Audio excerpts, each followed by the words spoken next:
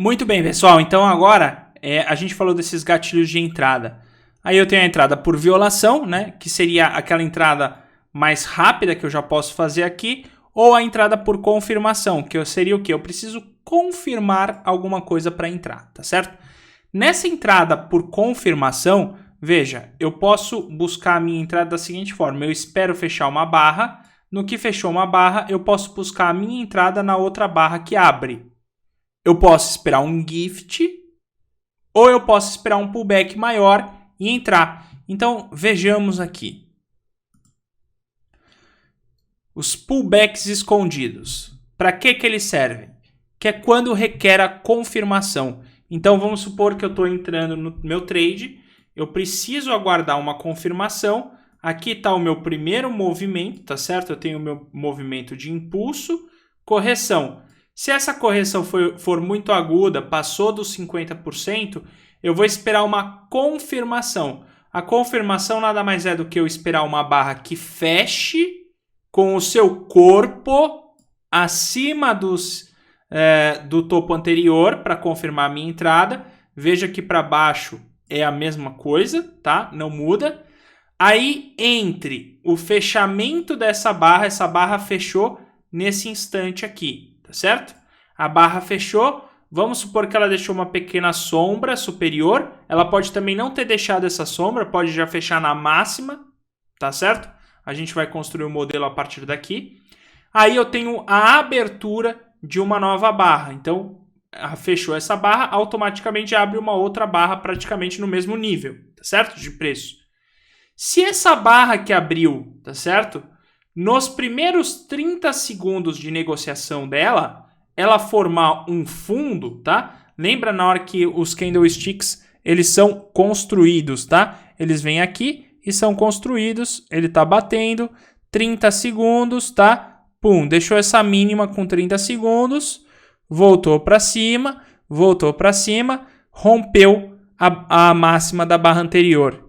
Se nos primeiros 30 segundos ele for para baixo, deixar uma sombra inferior, deixar uma mínima, tá? Se fosse no caso de uma ponta vendedora, deixar uma máxima nos primeiros 30 segundos, antes de passar o gatilho que seria a entrada dada pela barra de confirmação, porque a barra de confirmação ela traz a entrada dela a partir da superação dessa máxima, tá certo?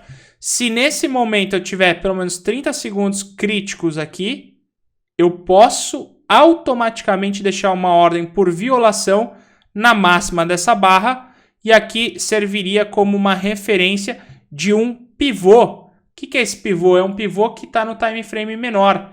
Por isso que eu preciso minimamente de 30 segundos, porque os 30 segundos para cair, 30 segundos para voltar, deu 1 minuto. Ele basicamente montou um pivô no gráfico de 1 minuto, tá certo?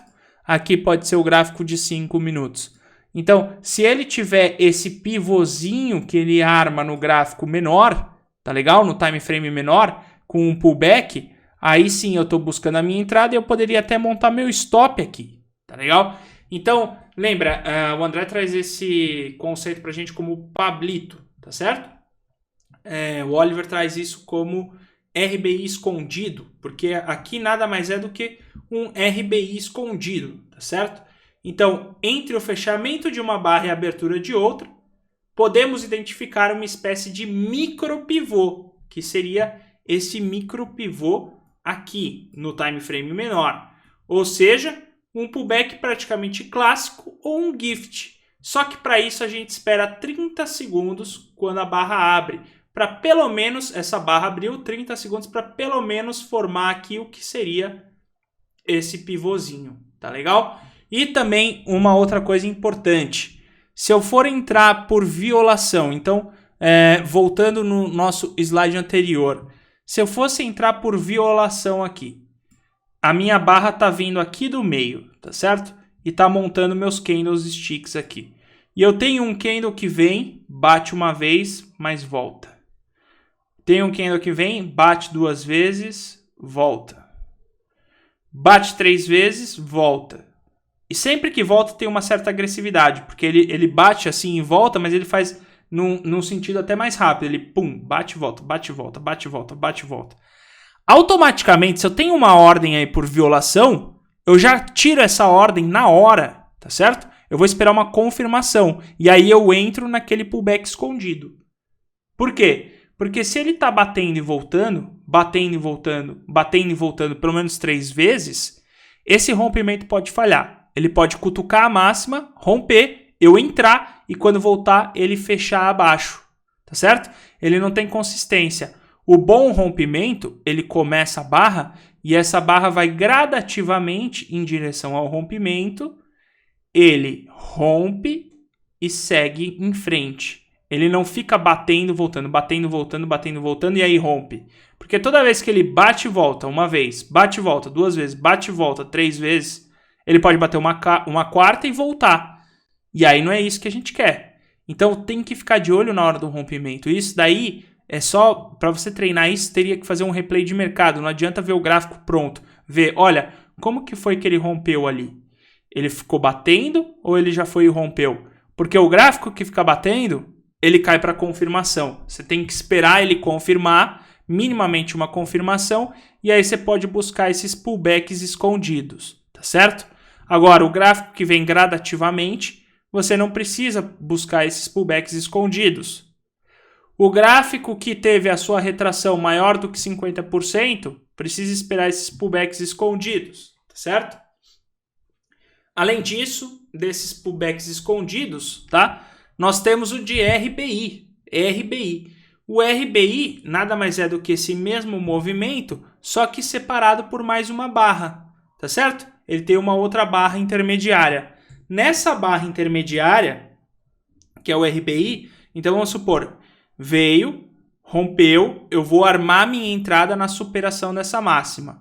A barra abriu, veio os 30 segundos para baixo, mas não foi suficiente para voltar e romper, fechou um RBI com essa cauda.